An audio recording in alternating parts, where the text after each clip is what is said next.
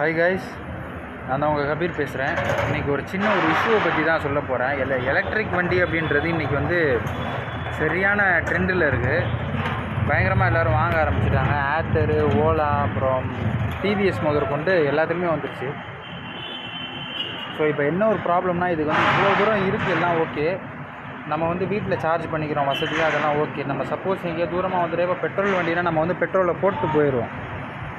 ஏதோ ஒரு பங்க்கில் தள்ளிட்டு போய் ஏதோ பாட்டிலில் யாரையோ வாங்கிட்டு வர சொல்லி ஏதோ ஒன்று பெட்ரோல் ஊற்றி போயிடுவோம்.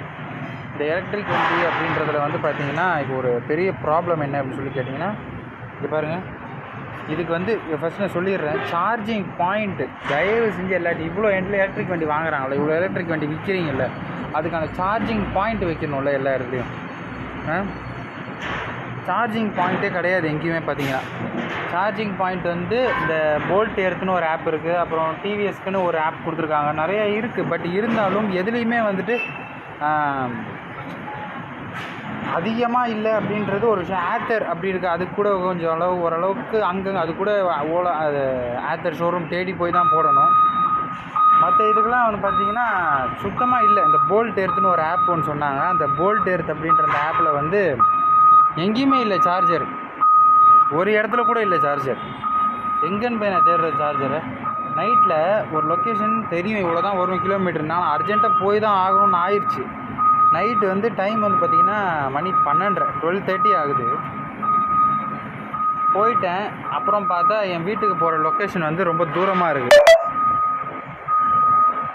ஸோ நான் என்ன பண்ண முடியும்? எத்தனை இடத்துல நான் தேடுறது? கடைசியில் நிறையா வாட்டி நான் தள்ளிட்டெல்லாம் போயிருக்கேன். இப்போ 20 கிலோமீட்டருக்குலாம் டோக் பண்ணிட்டு போயிருக்கேன். பட் இன்றைக்கி இது சரிப்பட்டு வராதுன்னு சொல்லிவிட்டு இங்கே ஒரு கடையில் சங்கீதா அப்படின்ற இந்த மொபைல் ஷோரூம், இதுக்கு வெளியில் ஒரு ப்ளக் பாயிண்ட் வந்து இருந்தது.